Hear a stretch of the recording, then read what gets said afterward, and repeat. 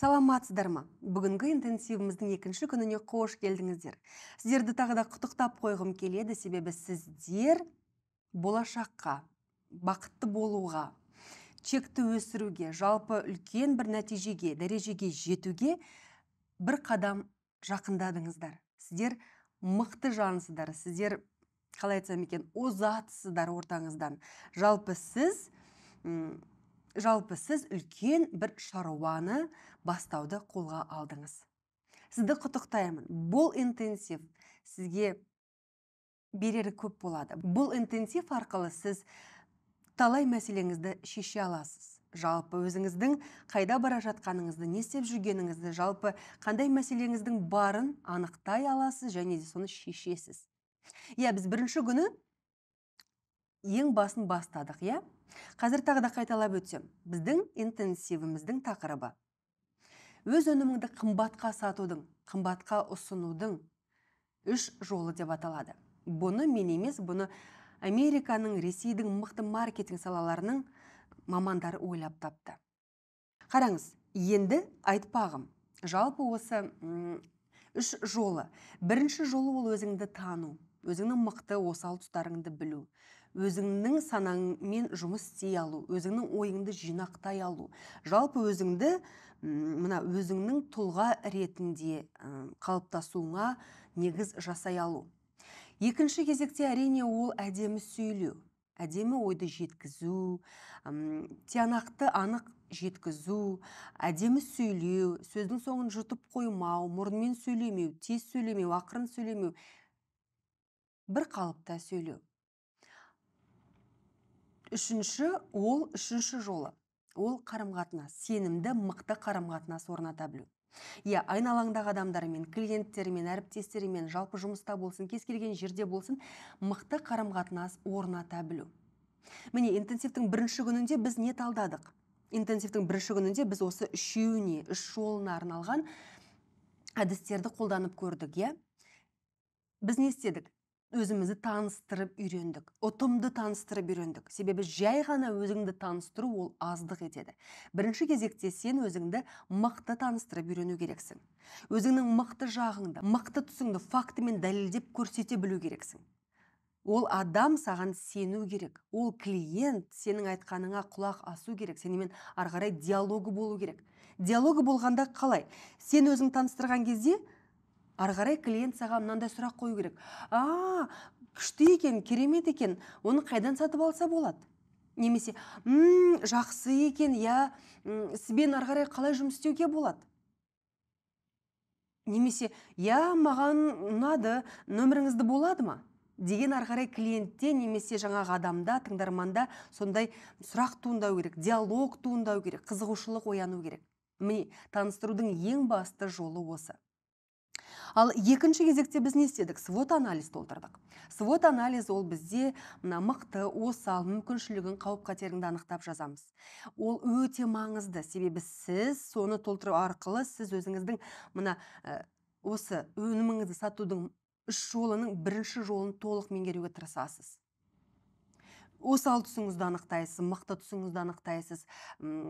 Жалпы бұл өте пайдалы, өте маңызды. Одан кейін біз енді бүгін екінші күнінде не өтеміз? Екінші күнінде біз распаковка личности, распаковка экспертностьті өтеміз. Бұл өте маңызды. Себебі сіз өзіңізді толық ашу арқылы әдемі сөйлеуге, ойды еркін жеткізуге, қысылмауға, қорықпауға, өзіне сенімді болуды үйренесіз. Себебі масштабқа шығу үшін, үлкен чекке шығу үшін, өнімнің сатылымын 2-10 есеге арттыру үшін, 100 есеге тіпті арттыру үшін, бірінші кезекте санамен, түпкі санамен, ішкі жан дүниемен, әдемілікпен, дауыспен, сымбатпен, бәрімен жұмыс істеп үйрену керексіз. Осының бәрі түгел болған кезде, сіз не істейсіз? Міндетті түрде масштабқа шығасыз. Соның бірден бір жолы бізде тұлға болып қалыптасуды ашу. Оны ашу жолын қазір мен сіздерге көрсетемін. Сондай-ақ қазір мен сіздерге енді таныстыру деп жатырмын. Сондай-ақ екінші күнде де өзімді таныстырып өткенім абзал болар. Мен 15 жыл бойы ТВ радиода қызмет еткен маманмын. Қазіргі таңда Русское радио Азияның дикторымын. 2 жыл бойы ораторлық шеберлікті меңгеріп, 100-ден астам адамға сабақ бердім. Менің клиенттерімнің алды қазіргі таңда миллионер, және клиенттерімнің алды қазіргі таңда еркін ойыны жеткізеді, әдемі сөйлейді. Жалпы өздерін танып, өздеріне деген сенімділігі оянған жандар. Сізде сондай болғыңыз келсе, осы интенсивтің 2-ші күнін соңына дейін көріңіз, және міндетті түрде менің 30 минуттық тегін консультацияма жазылыңыз. Менің бір реттік консультациям 35-40 мың теңге тұрады. Ал сіз соған тегін жазыла аласыз. Қалай дейсіз ғой? Тек қана осы 2 күндік интенсивті көрсеңіз болғаны. Сізге міндетті түрде менің жеке менеджерім хабарласып, арғарай қалай маған тегін консультацияға жазылу керек екенін анықтап, белгілі бір уақытты белгілеп береді. Сол уақыт арқылы мен сізге шығамын, Zoom арқылы, немесе сізге қалай ыңғайлы, WhatsApp, Telegram, әйтеуір веб арқылы шығып, сізбен сөйлесіп, сіздің мықты тұстарыңызды, осал тұстарыңызды анықтаймыз, свод анализ толтырамыз, және таныстыру жолын үйренесіз. Жеке өзіңіздің мықты тұстыңызды анықтап, жалпы сізге портрет жасап береміз. Арғарай жұмыс істегеніңізге жеңіл, оңай болады. Жалпы мықты оратор болу, ол бірінші кезекте лидерлік қасиетке ие болу деген сөз. Ал лидерлік қасиет дегеніміз не? Ол әрине өзіне сенімді, ойын еркін жеткізетін, айтқан сөзін еркін айта алатын, жалпы ештеңеден, еш нәрседен, ешқай кезде қысылмайтын, мықты эксперт, маман, кәсіпкер, жалпы кез келген адам. Мейлі сіз үйде үй шаруасындағы әйел болсаңыз да, мейлі сіз декреттегі ана болсаңыз да, мейлі сіз мықты кәсіпкер болсаңыз да, сізге бірінші кезекте адами тұлғалық қасиетіңізді зерттеп алу қажет. Содан барып қана сіз өзіңіздің міндетіңізді атқарасыз. Міндетіңізді жақсы атқаратын боласыз. Себебі сіз біртуар тұлғасыз, сол біртуар тұлғалығыңызды бірінші зерттеп алу керексіз. Себебі сізде басқа адам жоқ бұл әлемде. 7 миллиард адамның ішінде тек қана сіз ғана осындай адамсыз. Міне, осыны зерттеп алу үшін ораторлық шеберлікте мынандай өте мықты әдіс бар. Тұлға болып қалыптасу таблицасын толтырамыз. Сонымен қараңыздар, тұлға болып қалыптасу таблицасының бірінші кезекте мына сұраққа жауап береміз. Ерекшелігі. Несімен ерекшесіз? Қандай сіздің басқа адамдардан ерекшелігіңіз бар? Екінші, миссияңыз қандай? Ерекшелігі дегенге, мысалы, жаңа айтып өттім, мейлі сіз бала күтушісі болыңыз, мейлі сіз декреттегі ана болыңыз, мейлі сіз кәсіпкер болыңыз, міне ерекшелігіңіз осында жатыр. Мен, мысалы, ТВ радио жүргізушімін, кәсіпкермін, оратормын. Бұл менің ерекшелігім. Бұл мен осындай адаммын. Менде басқа жоқ деген секілді. Ерекшелігіңіз, миссияңыз. Мысалы, менің миссиям адамдарды әдемі сөйлетіп үйрету. Адамдарды таза, әдемі ойлап үйрету. Міне, менің миссиям. Себебі бізде Қазақстанда мықты мамандар, әдемі таза сөйлейтін мамандар, жандар көбейсе, нұр үстіне нұр. Үшіншіден, сіздің қызығушылығыңыз қандай? Қызығушылық. Бұл жерге енді сіз хоббиді жасаңыз болады. Хоббиіңіз, ермегіңіз, немен шұғылданасыз, немен айналысқанды ұнатасыз. Төртінші жерге мінезіңіз. Осы жерде сіз жаман жақсы деп жазбаңыз. Ол жалпылама. Мінезге бізде былай жазылады. Ашық, тұйық, немесе елмен тез қарым-қатынас орната білетін, немесе сондай басқа да. Жалпы мінезге толығырақ жазуға тырысыңыз. Бесінші, икем. Икем дегеніміз способности. Неге икеміңіз бар? Бәлкім сіз мықты аспаз шығарсыз, үйде тамақты дәмді жасай алатын шығарсыз. Бәлкім сіз камерамен мықты түсіретін шығарсыз, фото-видеоны мықты жасайтын шығарсыз. Бәлкім сіз гүлдерді өсіретін шығарсыз, үй гүлдерін, немесе дала гүлдерін. Ландшафт дизайнына икеміңіз бар шығар. Неге икеміңіз бар? Соны жазасыз. 6-шы кезекте мақсат, арман. Бұл жерге жалпы өзіңіздің мақсатыңыз, арманыңызды еркін отырып жаза беріңіз. Нені армандайсыз, нені мақсатқа қойдыңыз? Бір адамдар болады, мақсатым да арманым да жоқ дейтін. Қараңыздар, олай болмайды. Егер де мақсатыңыз, арманыңыз жоқ болса, демек сізге ойланатын кез келген сияқты. Демек сіз бірдеңені дұрыс істемей жүрсіз. Себебі дені дұрыс адамда, саналы адамда мақсат та арман да болу керек. Сондықтан да осыны ойланып жазуға тырысыңыз. Енді 7-сі ол жетістігіңіз. Жетістігіңіз қандай? Бәлкім сіз, білмеймін, бірінші санаттағы мұғалім шығарсыз. Бәлкім сіз, қалай айтсам екен, мықты спикерсіз. 5,000 адамға еркін сабақ өтетін. Бәлкім сіз мықты әнші шығарсыз. 10-нан астам диск шығарған, немесе 20-дан астам ән жазған. Бәлкім сіз мықты тәрбиеші шығарсыз.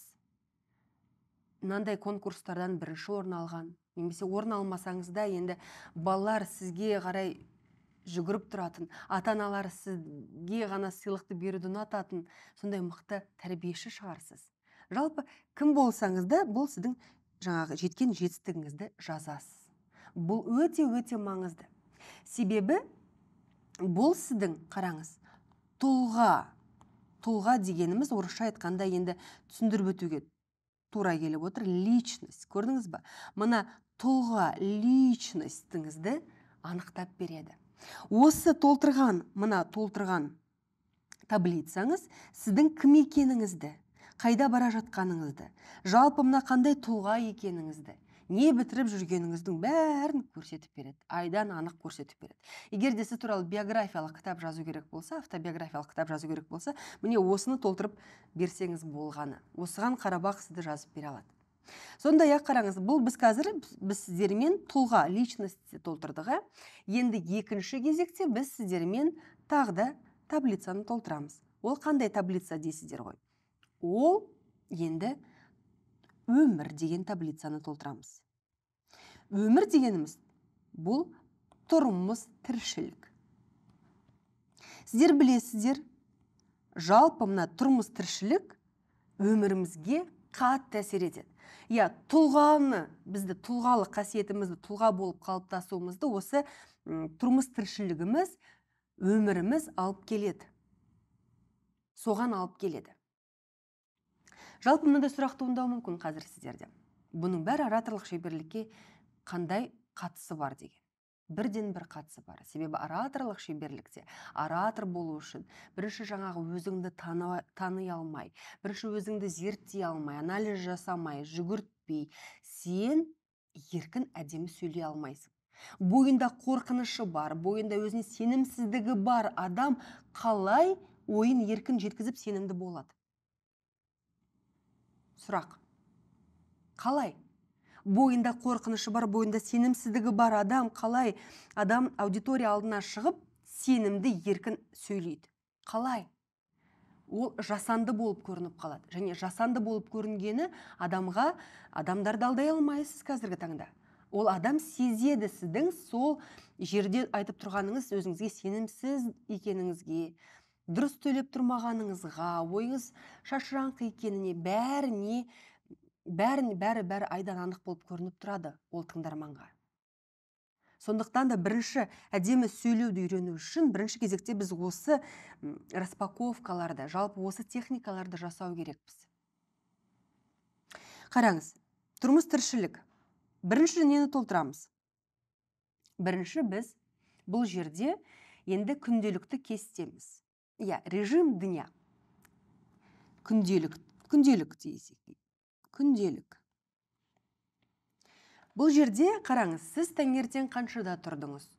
Таңғы сағат 8-де тұрдың, сағат 9-ға дейін 1 сағат йога жасадым, немесе дене шынықтырумен айналыстым, немесе жүгіріп келдім. 12-ге дейін жұмыс істедім, 12-ден кейін балалармен қыдырдым. Жалпы осылай кестеңізді жазып өтесіз. Не себепті? Себебі бұл күнделікті сіздің тұрмыс тіршілігіңіз, ол әдетіңіз. Ал әдет ол сіздің өміріңізді қалыптастырады. Ол сіздің өміріңіздің мына қалай жүріп жатқанын, қалай істеп жатқанын, соған дәлел болып көрсетіледі. Егер де сіз түсте тұрып, 2 сағат телефонда, интернетте жай инстаграмда ақтарып отыратын болсаңыз, кешке тамақ жасау керек еді деп тамақ жасасаңыз, сөйтіп бала шағамен у-шу әйтеуір түнде ұйықтасаңыз, қараңыз. Бұл осылай күнделікті тұрмыс тіршілігін жалғаса беретін болса, сіз ары қарай масштабқа шығасыз ба? Дамисыз ба? Өзіңізге сұрақ қойып көріңізші. Ал егер де сіз күнделігіңізге, қараңыз, күніне 10 минуттан кітап оқимын деп, таңертең тұрып жаттығу жасаймын, күніне 10 минут әйтеуір кітап оқимын деп, соны жазып қойсаңыз, солай істесеңіз, демек сіз не боласыз? 1 айда 1 кітап бітіресіз. Демек 3-4 айда сіз кәдімгідей не істейсіз? Кәдімгідей ойыңыз қалыптасады, ойыңыз жинақталады, өзіңіз сенімділік оянады. Немесе күніне 10 минуттан мен бір курстарды оқимын, курстарды меңгерем десеңіз, не болады? Тіптен жақсы болады. Сіз 1 айда, 2 айда бірнеше курсты меңгеріп, тіпті мамандық аласыз, тіпті жаңағы өзіңіздің навығыңызды, өзіңіздің дәрежеңізді өсіресіз. Көрдіңіз ба? Күнделік ол өте маңызды. Екінші кезекте нені толтырамыз? Екінші кезекте біз достары, отбасы. Достары, отбасы ол өте маңызды. Себебі достарыңыз, егерде нашар адамдар болатын болса, енді өйтіп айтпаспын, бірақ жалпы ортаңыз, қоршаған ортаңыз, достарыңыз, отбасыңыз, қандай адамдар, немен айналысады, оны жазу міндетті. Айтады ғой, ол дәлелденген нәрсе. Кіммен қалай өмір сүріп жүрсің, жалпы бұл сенің өміріңе тікелей әсер етеді. Сондықтан соны жазамыз. Үшінші кезекте, қайда тұрасыз? Бұл жерде біз географиялық тұрғыдан қарастырамыз. Географиялық тұрғыда. Қайда тұрасыз дегенге сіз адресіңізді жазып қоймаңыз. Бұл жерге сіз географиялық тұрғыда, ауылды жерде ме, шағын микрорайонда ма, үлкен мегаполиста ма, жоғары шағын қалада ма, қай жерде тұратыныңыз өте маңызды. Себебі егер де сіз мегаполиста тұратын болсаңыз, сол қарбаласқа үйреніп қалған адамсыз. Демек сіз де солай сол қарбаласпен бірге қарбаласып жүре бересіз. Ал егер де мысалы шағын микрорайонда тұратын болсаңыз, сіздің айналаңыз тыныш, кішкене санаңыз да тыныш, үйреншікті. Ал ауылда тұратын болсаңыз, сіздің әрине денсаулығыңыз жоғары деген секілді. Жалпы, мына географиялық тұрғыда қайда тұрамыз, бұл тікелей біздің өмірімізге, тұрмыс тіршілігімізге әсер етеді. Бұл дәлелденген нәрсе. 4-ші кезекте нені толтырамыз? 4-ші кезекте біз айналасы. Айналаңыз қандай? Айналаңызда өңкей ғалымдар ма, ғылыми жобалар қорғап жүрген, немесе айналаңыз толған биші әншілер ме, әртістер ме, немесе өңкей ұстаздар ма? Айналаңыз кім? Кімдер? Қандай? Не айналаңыз? Айналаңызда өңкей жасыл шөптер, гүлдер, өсімдіктер, жалпы мынандай құлпырып тұрған табиғат па? Жоқ әлде айналаңыз бір күңгірт, жаңағы сұр түсті, қара түсті, ремонт, жалпы қара түсті, сұр түсті, даланың бәрі сондай ма? Айналаңыз қандай? Бұл да сіздің өміріңізге, тұрмыс тіршілігіңізге тікелей әсер етеді. Бұл сіздің тіпті көңіл күйіңізге, өзіңізді ұстауыңызға, сенімділігіңізге бәріне әсер етеді. Бұның бәрінеге зерттеп отырмыз. Жалпы сіздің әдемі сөйлеуіңіз, сіздің басы осы түп санадан басталады. Себебі менде бір клиент болды, жалпы әдемі сөйлей алмаймын, ойымды жинақтай алмаймын, еркін жеткізе алмаймын, өзіме сенімсізбін, жалпы не істеп жүргенімді Құдай біледі деген жан болды. Сол адаммен осы сіздерге жасағандай свот анализді, осы распаковка личностиді, тұлғалықты ашуды бәрін жасай келе, біз нені анықтадық? Ол кісінің соның солның түп-түбірі өз ойын еркін жеткізе алмайтынның түп-түбірі отбасында жолдасымен қарым-қатынасында жатқанын түсіндік. Көрдіңіздер ме?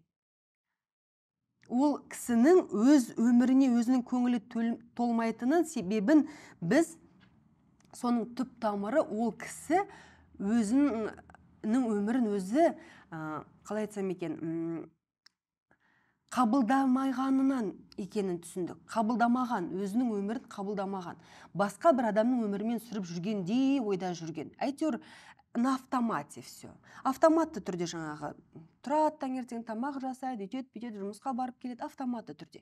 Бір ешқандай да қызығушылық өміріне деген жаңағындай өмірін өзгертуге деген бір құлшынысы жоқ ол кісінің. Не себепті екенін біз міне түп тамырын түсіндік. Бәрі сол отбасында, бәрі сол өзінің мына отбасында емес, тіпті өзінің мына ішкі жан дүниесінде екенін түсіндік. Көрдіңіздер ме? Себебі тіпті терең болуы мүмкін сіз ойлағаннан да. Сондықтан да, мысалы, маған кекештеніп сөйлеймін деген адамдар келеді. Кекештеніп сөйлеудің де түп тамыры ол анау бала кезден немесе түп тамыры сонау сіздің мына жан дүниеңіздің ішінде жатуы мүмкін. Көрдіңіз бе? Соның бәрін қазбалап шығарып, сонымен біз жұмыс істеп үйренеміз. Бесінші кезекте бізде енді мақсаты. Мақсаты бұл жерде жаңағы тұлғалық мақсат секілді мақсатыңызды жазбайсыз. Бұл жерде сіз жалпы мақсатыңыздың алға қойған қандай жоспар мақсатыңыз бар. Жоспар деп тағы да жаза кетейін, сіздерге түсінікті болу үшін. Жоспар мақсатыңызды жазасыз. Бәлкім сіз биыл міне балаңызды мектепке беретін шығарсыз 1-ші классқа. Ол жоспар, мақсат, иә. Биыл мүмкін балаңыз оқуға түсетін шығар. Немесе сіз биыл 3 курс бітіру керексіз деп қойған шығарсыз. Немесе мақсат жоспарыңыз биыл сіз өзіңіздің тауар айналымыңызды, сатылымыңызды 100 миллионға жеткіземін деген мақсат жоспар қойған шығарсыз. Сол секілді нақты мақсат жоспар қоясыз. Немесе қазір қоясыз деп сонда сол нақты мақсат жоспарды жазасыз. Бәлкім сіз үйіңізге үй жөндеу жұмысын жасағалы жатқан шығарсыз. Соны жазасыз. Міндетті түрде міне алдыңызға қойған мақсатыңызды, жоспарыңызды жазасыз. Бұл себебі сіздің тұрмыс тіршілігіңізді, мына өміріңізді суреттеп жатырмыз қазір. Соңында әрине міндетті. Міндетті дегенге бұл жерге сіз нені жазасыз?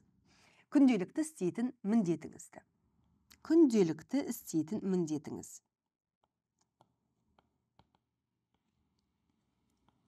Күнделікті істейтін міндетке не жатуы мүмкін? Мысалы, таңертең баланы мектепке апарып алып келу. Баланы таңертең міндетті түрде садикке апару, балабақшаға апару. Немесе ана баланы бассейнге, мына баланы репетиторға апару деген секілді. Немесе күнделікті міндетім таңнан кешке дейін жұмысқа барып келу. Немесе күнделікті міндетім бүгін 100 нәрсе сату.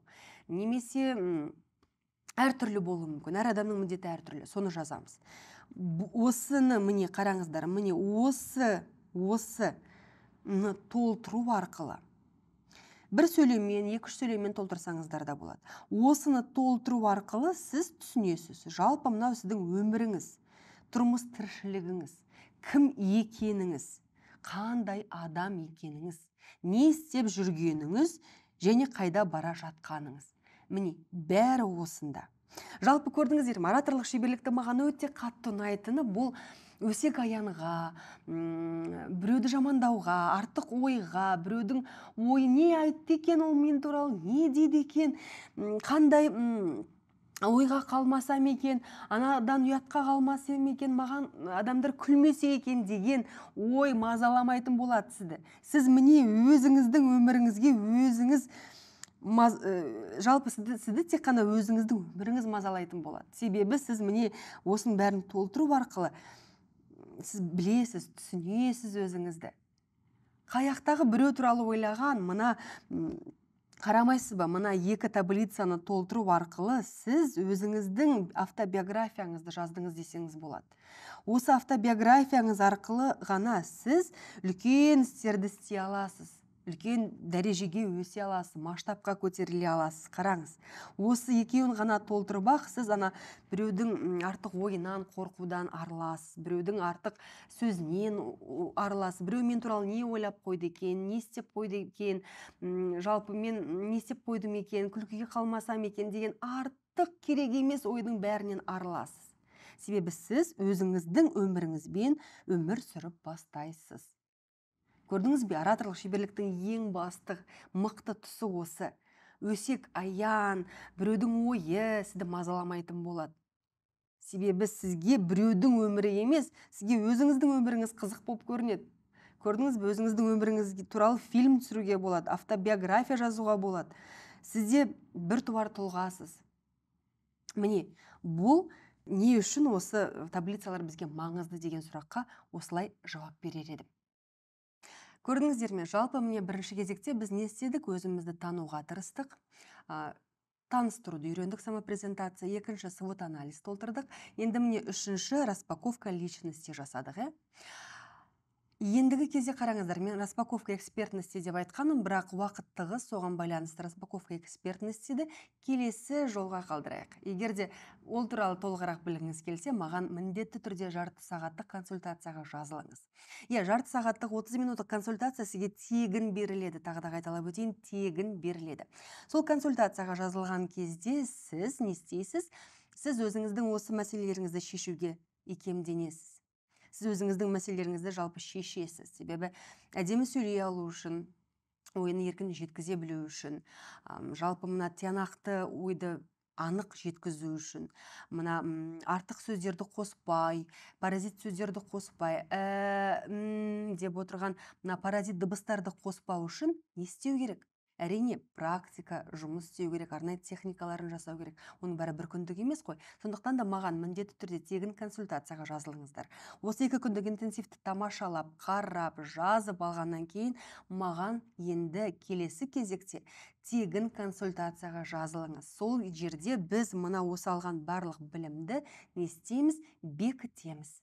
Сізбен бекітеміз, сізбен ары қарай да жалпы мына қаншама модулі бар, қаншама практикасы бар, қаншама техникалары бар осы ораторлық шеберліктің, соның бәрін мен сізді таныстыруға тырысамын сол тегін консультацияда.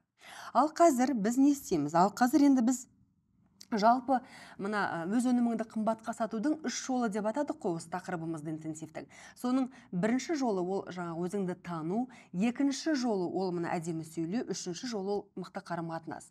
Осының екі басты және соңғысын біз осы мінезі қазір зерттеп бәрін қарап келдік.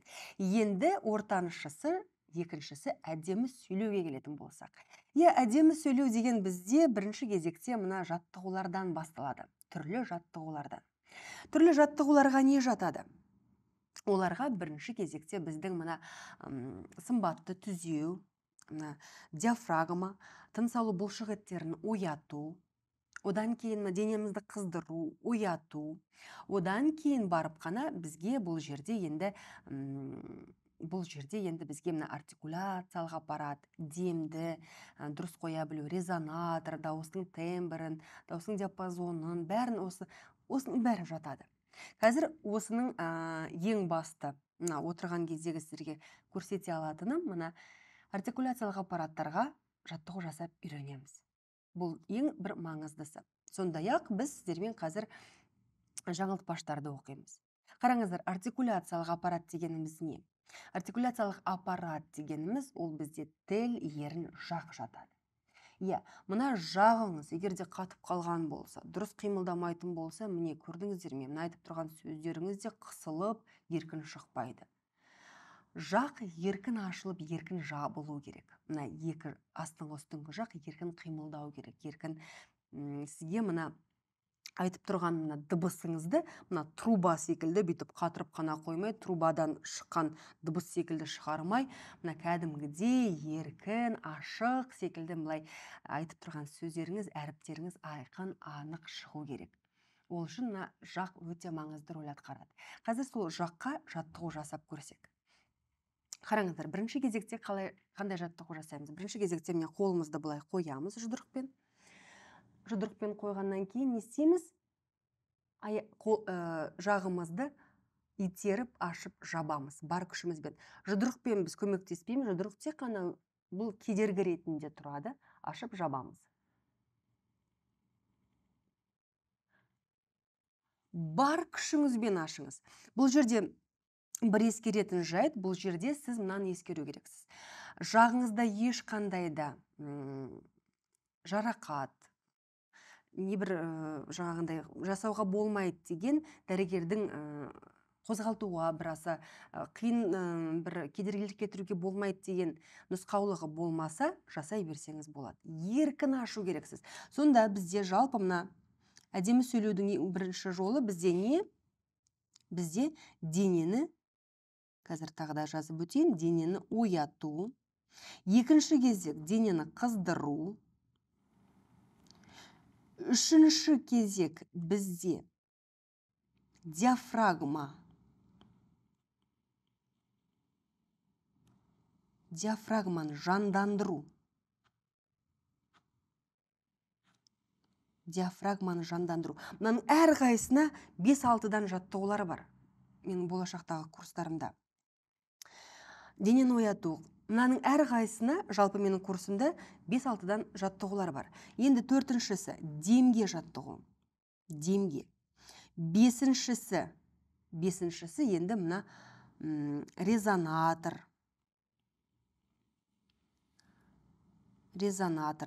Алтыншысы бізде мына мұрынмен сөйлейм, тағы да басқа деген сондай түрлі жаттығулар жасалады. Мұрынмен сөйлемес үшін, тамақпен қырылдап деп сөйлемес үшін, тамақпен сөйлемес үшін, соларға арналған жаттығулар бар, арнайы. Ал енді жетіншісі бізде артикуляциялық аппарат. Ал 8-ші бізде дикция. Жалпы дикция түзу болу үшін осы артикуляциялық аппарат екеуі бір-бірімен байланысты. Көрдіңіздер ме? 8 түрі бар. Осы жалпы әдемі сөйлеудің 8 жолы бар десем болады. 8 міне осының бәрін меңгеру керексіздер.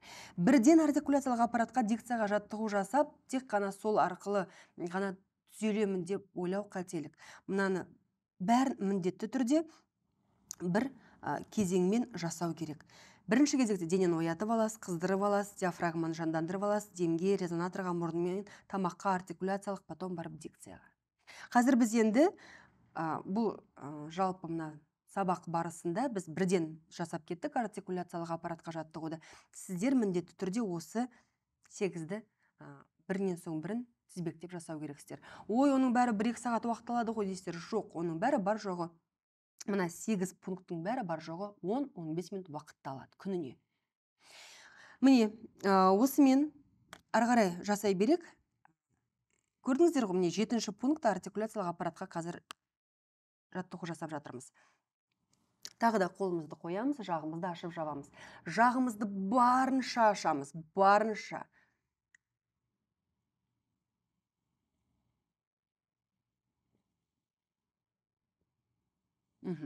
Осылай сіздер 10 шақты рет жаттығу жасасаңыздар болады. Егер де жақтарыңыз қатып қалған болса, міне мына жерде екі жақтың байланысы бар, е? Соны бітіп массаждаймыз. Тіпті кейбір жағдайда болады, ол қатып қалған, немесе қатып қалғаны соншалық ауырады. Ештеңе етпейді, жасай берсеңіз болады. Тек қана егерде жағыңызда белгілі бір кінәрат болмаса болғаны. Жасай береміз. Мына жаққа дейін бәрін бітіп жасай берсеңіздер болады жаққа жаттығуды. Келесі жаққа жаттығуымыз бізде енді бұны бірден жасап кету өте қиын. Бірақ сіз жасай берсеңіз, міндетті түрде жақсы жасауға икемденесіз. Міне, екі саусағымызбен, иегімізбен жақты ашып жабамыз, астыңғы жақты ашып жабамыз. Бұл кезде жағымыз мүлдем көмектеспеу керек. Қараңыздар.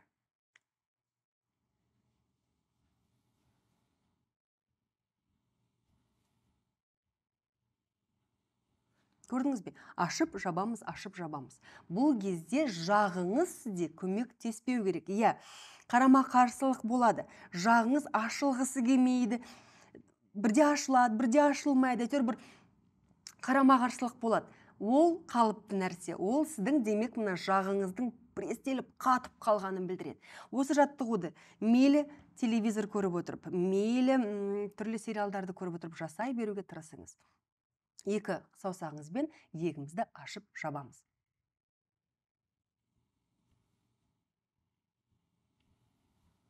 Міне, жағым көмектесіп жатқан жоқ. Тек қана екі саусағым ашып жауып жатыр.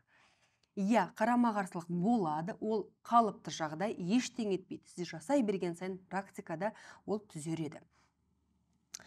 Енді міне, иә, артикуляциялық аппаратқа бірінші не дедік біз? Жақ, иә? Жақ. Екінші енді бізде ерін. Ерінімізге қараңыз. Мына ең сүйікті жаттығуым бар, QX деген. Q деген кезде біз ерінімізді, бүйтемізді, мына қарама қарсы тұрған қабырғаға қарай бар күшімен итереміз. Итерген кезде мойнымыз, басымыз былай итерілмейді. Мойын, бас, иық бір орында тұрады. Олар мүлдем қозғалмау керек. Тек қана ерінді ғана итереміз. Еріннің өзін ғана итереміз. Еріннің мына жан жағындағы бұлшық еттер тіптен қозғалу керек. Мына еріннің жанындағы бұлшық еттер қалай айтсам екен, жұмыс істеу керек. Ол маңызды. Міне, тып-тыныш тұрамыз, иығымыз, бетіміз, жағымыз бір орында, ерінімізді ғана итереміз алға қарай.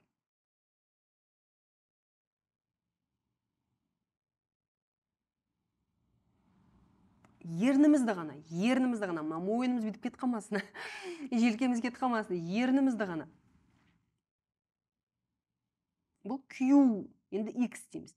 X деген кезде бар езуімізді жиямыз. X. Бар 32 тісімізді көрсетеміз. Бұл жерде де мына жақ, мойын әрекет етпеу керек. Тек қана ерін. Мына еріннің, мына бұлшық еттерінің қозғалғанын біз сезіну керек, сезіну. Сол кезде нәтиже болады. Әйтпесе нәтижеге жету өте қиын болып кетеді сізге. Q, X. Q, X. Q, X. Қараңыз, жаққа біз жаңа қандай жаттығу дедік? Бірінші біз жаққа мына жұдырығымызбен, өстіп жазып алыңыздар. Тіпті осылай жазып алыңыздар. Сонымен қарап жасайсыздар. Себебі сіздер, ойымда сақтап алам деген ол болмайды. Себебі ойыңызда сақтай алмайсыз. Келесі жолы ертең таңертең тұрып, қандай жаттығу жасау керек еді артикуляцияға деген кезде сізде бірден осы тұру керек көз алдыңызда. Осыған қарап ойлайсыз, жұдырық, жұдырықпен қоямын да жасаймын дейсіз. Екінші қандай болды бізде? Иегімізді ашып, ашып жабамыз, Ерінге қандай жаттығу жасадық? Бірінші және жалпы QX деген жаттығу жасадық. QX жаттығуы. Өстіп прям жазып алыңыздар. Тіпті не істеу керек екенін де астына жазып алыңыздар. Себебі осы арқылы сіздер күнде жаттығу жасай аласыздар. Естеріңізге түсіріп отырасыздар. Әйтпесе ұмытып қаласыздар. Тағы да жасап көрейік ерінге. Q,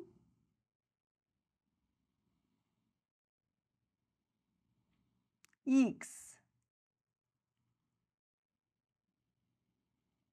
Q,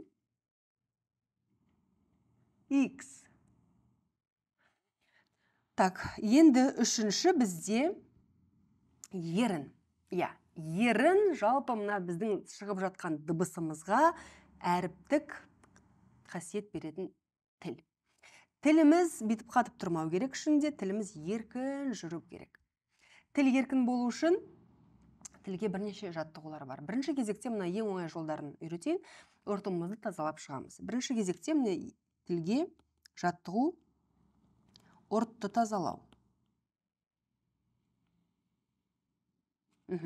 Оңға 2 рет, соңға 2 рет.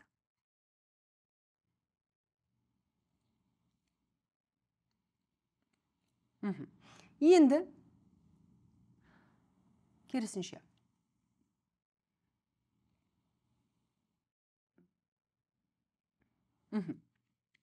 Бар күшіңізбен жасасаңыз болады. Тағы да бұл жерде ескерте кететін жайт, егер де сізде тілде талма ауруы немесе басқа да сондай дәрігер нұсқаулығы болса, тілмен қатты жұмыс істеуге болмайды деген, мұны жасамай ақ қойыңыз. А егер де ондай ештеңеңіз жоқ, бәрі жақсы, деніңіз сау болса, осы жаттығуды әбден жасай беріңіз. Тіліңізді еркін, қатты бар күшіңізбен ары-бері айналдырыңыз ортыңыз бойынша. Қараңыз.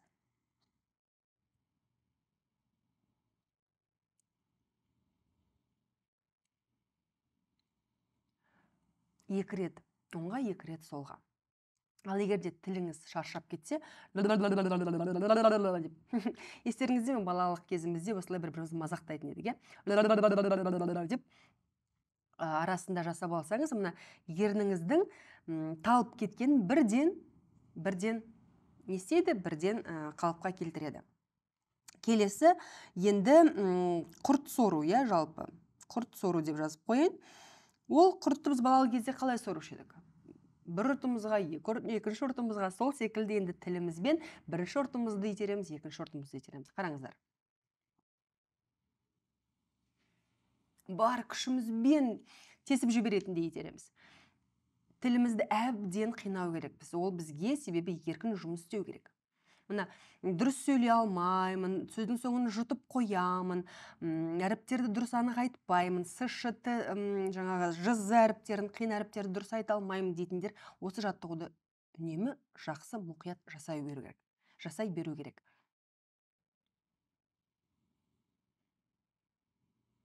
Аямаймыз. Көрдіңіздер ме? Осы жаттығуларды жасаймыз. Енді тілімізді соңға жоғары төмен түсіреміз. Міне. Жоғары төмен түсіреміз.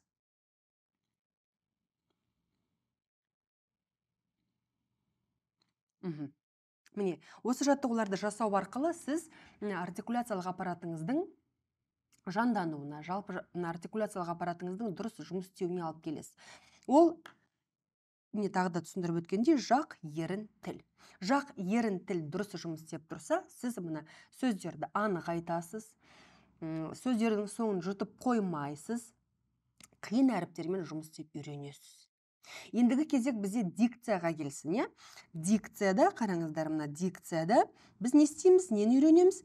Дикцияда енді біз осы артикуляциялық аппаратта жасаған жаттығуларды ары қарай қолданып үйренеміз. Ал мына бұған дейінгі жаттығулардың бәрін сіз менен енді жеке консультацияда, тегін берілетін 30 минуттық консультацияда үйрене аласыздар. Сонымен ары қарай бастадық. Сонымен ары қарай жалғастырдық десем болады. Қараңыздар, енді біз жаңа артикуляциялық аппаратқа жаттығулар жасап болғаннан кейін, енді біз дикцияға жаттығулар жасаймыз. Бұл кезде бізге көмекке мына біздің танымал, барлық дикторлар, әншілер бәрі қолданатын арнайы жаттығудың үлгілері бар. Дикцияға арналған. Соны жасаймыз. Ол бірінші кезекте қараңыздар, бізде мына П әріпін, П леп белгімен оқимыз. Келесі кезекте неге жіңішке белгісін қасына қойдым? Солай эмоциямен оқимыз. П, П, П, П, П, П, П, П, П, П. Және неге леп белгісін қойып жатырмын, себебі сондай ырғақпен оқимыз.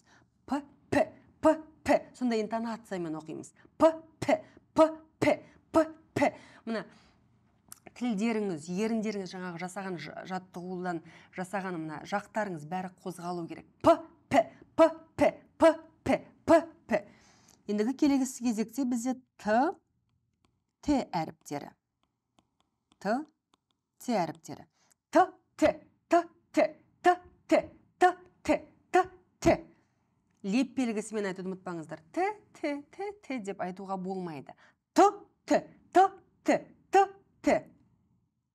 Ендігі кезекте бізде К, К әріптері.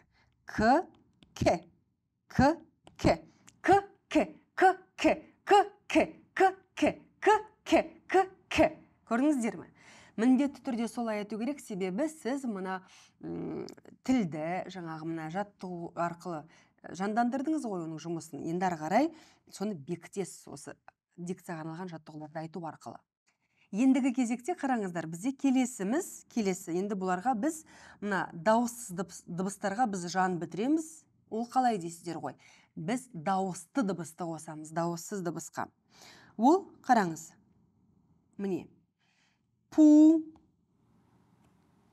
по. Бәрін біз леп белгісімен оқимыз. Па, пе. Пи, п. Пя, пьо, пью. Міне, енді осыны қараңыздар, бізде жалпы ораторлық шеберлікте болсын, кез келген адамда 4 жылдамдық бар. Бірінші баяу, екінші орташа, үшінші жылдам, төртінші тым жылдам. Міне осыған салып, осы жылдамдыққа салып оқимыз қазір. Бірінші баяу оқып аламыз. Пу, по, па, пе, пи, п, пя, пьо, пью. Екінші орташа оқимыз. Пу, по, па, пе, пи, п, пя, пе, пьо, пью. Үшінші жылдам оқимыз. Пу, по, па, пе, пи, п, пя, пе, пьо, пью, пью. Енді тым жылдам оқимыз. Пу, по, па, пе, пи, п, пя, пе, пьо, пью. Енді тым жылдам оқимыз. Пу, по, па, пе, пи, п, пя, пе, пьо, пью. Тым жылдам. Пу, по, па, пе, пи, п, пя, пе, пьо, пью. Міне, сөйтіп оқыған кезде мына біздің мына жаңағы жасаған ерін, тіл, жақтарымыз жұмыс істеп кетеді автоматты түрде. Енді келесі кезекте әрине ту, то, та, те, ти, т, тя, сол бір буындарға саламыз. Барлық дауыссыз дыбыстарды сол бір буынға. Тё, тю. Сол 4 жылдамдыққа саламыз. Ту, то, та, те, ти, т, тя, те, тя, тё, тю. Ту, то, та, те, ти, т, тя, тё, тю. Ту, то, та, те, ти, т, тя, те, тю. Енді тағы да жылдамдыққа саламыз. Ту, то, та, те, ти, т, тя, тё, тю. Ту, то, та, те, ти, т, тя, тё, тю. Енді тым жылдам оқимыз. Ту, то, та, те, ти, т, тя, те, тю. Ту, то, та, те, ти, т, тя, те, тю. Енді тым жылдам оқимыз. Ту, то, та, те, ти, т, тя, тё, тю. Енді тым жылдам оқимыз. Ту, то, та, те, ти, т, тя, тё, тю. Енді қараңыздар, бұл жерге енді біз тағы да қарай жалғастыра береміз. Ку әріпін. Ку, ко, ка, ке, ки, к, кя, кё, кю. Бәрін леп белгісімен, бұл өте маңызды. Ку, ко, ка, ке, ки, к, кя, кё, кю. Ку, ко, ка, ке, ки, к, кя, кё, кю. Ку, ко, ка, ке, ки, к, кю, кю. Ку, ко, ка, ке, ки, к, кя, кё, кю. Міндетті түрде осы ырғақпен 4 жылдамдыққа салып оқимыз. Ары қарай кете береді. Б әріпі, М әріпі, барлық дауыссыз әріптерді осы буындарға салып оқи берсеңіз болады. 4 жылдамдыққа салып оқи беріңіз. Сонымен бізде келесі. Қараңыздар, жаңа біз енді буындарды ғана дұрыс оқып үйренсек, енді біз кішкене оны күрделірек жасаймыз. Қараңыздар. Та-ди-та, та-ди-тё, та-ди-ту, та-ди-тю, та-ди-те, та-ди-те. Көрдіңіздер ме? Соңғы буын өзгереді. Міне, жазайын сіздерге. Сіздер де міндетті түрде жазып алыңыздар. Бұл өте маңызды.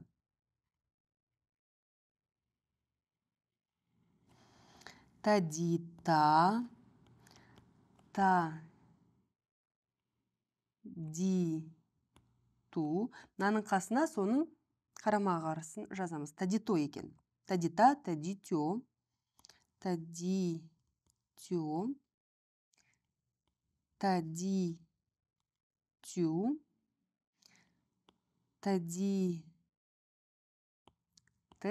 та-ди-ти.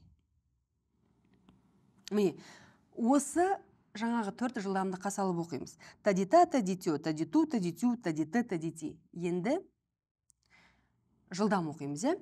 Тадита, тадитё, тадиту, тадитю, тадиты, тадити. Енді өте жылдам оқимыз. Тадита, тадитё, тадиту, тадитю, тадиты, тадити. Міне, көрдіңіздер ме? Міндетті түрде осылай 4 жылдамдыққа салып оқимыз. Келесісі. Датида. Дати, да. Датидё. Дати, ду. Датидю. Датидю.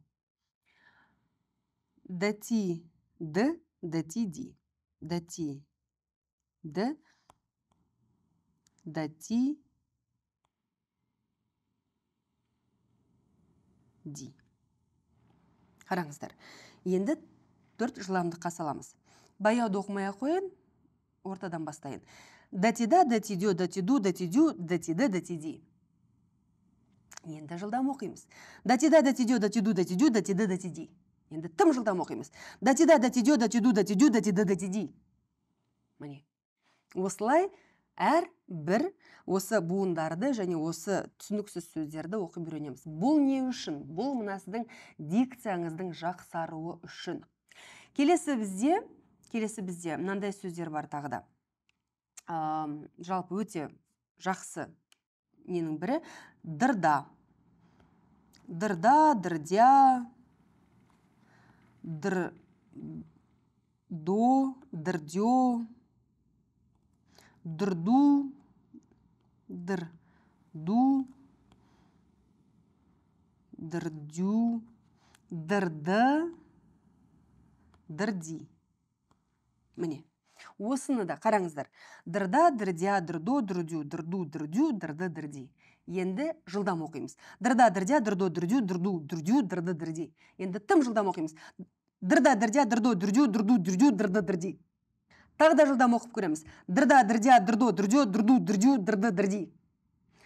Көрдіңіз, бұл бір мезгілде дұрыс оқуғана емес, дұрыс ойлаудың да қабілеттігін оятады. Қараңыздар, себебі біз шатаспай оқу керекпіз ғой. Дырда, дырдя, дырдо, дырдю, дырду, дырдю, дырды, дырди. Так, келесі кезекте енді. Келесі бізде мынандай тағы да өте жақсы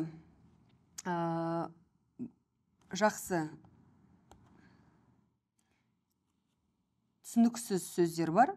Быдга, быдго, быдгу, быдге, быдги, быдга. Быдге, быдга, быдги. Бұл өте жақсы сөздердің ұйқасы, бұл өте жақсы әріптердің байланысы, себебі қиын сөздерді айтып үйренесіздер бірден, осыны айтып үйренсеңіздер. Быдга, быдго, быдге, быдги, быдги. Так, енді жылдам оқып көрейік. Быдга, быдго, быдге, быдгі, быдги. Міне. Келесі, арғарай кете береді. Кыпта, арғарай гыбыда, керісінше, гыбыда, тыпка, дыбыга. Міне, арғарай кете береді. Гыбыда, гыбдо, гыбды, гыбды, гыбди. Тыпка, тыпко, тыпке, тыпкы, тыпки. Дыбыга, дыбго, дыбыге, дыбыгы, дыбиги. Дыбыгу, дыбуге деп қойсаңыздар да болады. Ол өз еріктеріңізде. Арғарай қараңыздар, енді р әрпіне қиын маған айту деп айтатындарға, жандарға, мынандай р әрпімен жұмыс істесеңіздер болады. Дырда. Дырда, дырдя. Дырда, дырдя, дырдо, дырдё, дырду, дырдю, дырды, дырде, дырды, дырди. Жазып берейін сіздерге. Бәрібірде сіздерде осыны көшіріп жазып алыңыздар. Сіздерге түсінікті болсын, жалпы болашақта соны қолданып жүріңіздер. Дырду, дырдю, дырдо, дырдё. Вот дырдо, дырдё бар екен. Дырду, дырдю. Енді бізде дырды, дырди. Дырда, дырдя, дырдо, дырдё, дырду, дырдю, дырды, дырди. Енді жылдам оқып көреміз. Дырда, дырдя, дырдо, дырдё, дырду, дырдю, дырды, дырди. Енді тым жылдам оқимыз. Дырда, дырдя, дырду, дырдю, дырду, дырдю, дырды, дырди. Бұл жерде маңыздысы жай ғана оқу емес, мына ерін, тіл, жақ бәрін қозғалтып тұрып оқу. Себебі осы жаттығулар соған арналған, мына дикцияны түзеуге арналған жаттығулар. Бұл жай ғана ойдан ойлап тапқан әйтеуір бір сөздер емес. Көрдіңіздер ме? Міне осы дикцияға арналған жаттығуларды осылай жасай бере, сіз дағдыланып кетесіз. Әдемі сөйлеуге бірден бір қадам жасайсыз. Қараңыздар, міне бүгінгі осы 2 күндік интенсивіміз сіздерге қызық болды деген ойдамын. Жалпы 2 күндік интенсивіміз сіздерге ұнады деген ойдамын. Себебі бұл жерде біз көп нәрсені білдік, көп нәрсені үйрендік. Өз өніміңді қымбатқа сатудың 3 жолын толық болмаса да осы 2 күнде біз әйтеуір ең маңыздысын, мына қаймағын бетіндегі сіздерге беруге тырыстым. Соны сіздер ала білдіңіздер деген үміттемін. Соны сіздер өмірлеріңізде қолдана біледі деген үміттемін. Егер де тағы да сұрақтар туындап жатса, жалпы осыны толық меңгеремін деп жатсаңыздар, маған тегін консультацияға жазылуды ұмытпаңыздар. Немесе тегін консультацияға келіңіздер. Сіздерге менің әріптесім өзі хабарласады. Тегін консультацияда сіздер осы өзін өнімін сатудың 3 жолын толық меңгеретін боласыздар.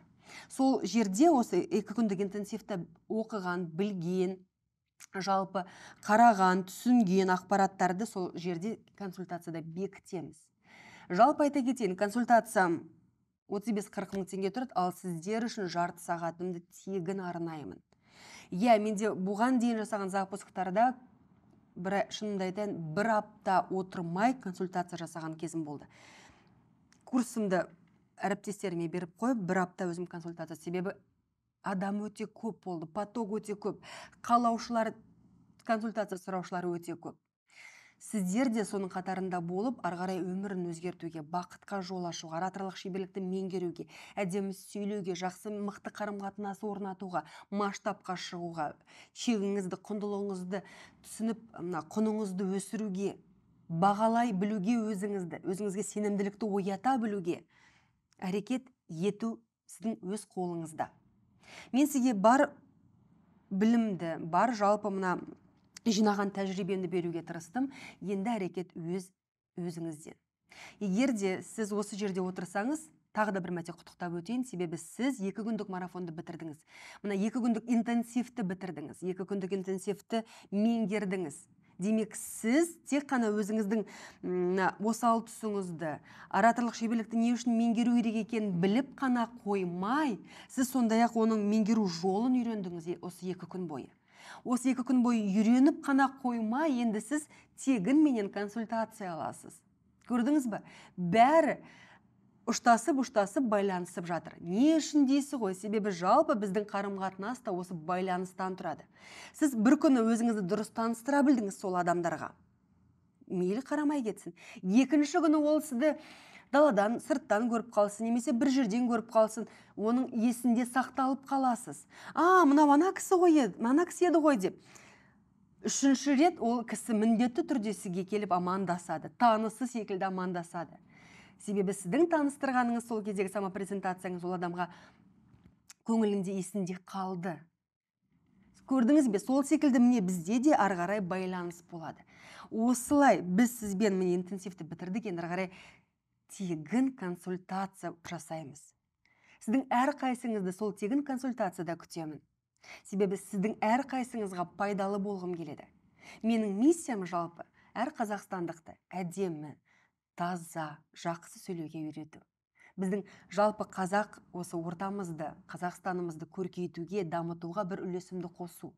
Шынымен бұл банальны естілуі мүмкін, бірақ бұл менің өзімнің миссиям деп білемін.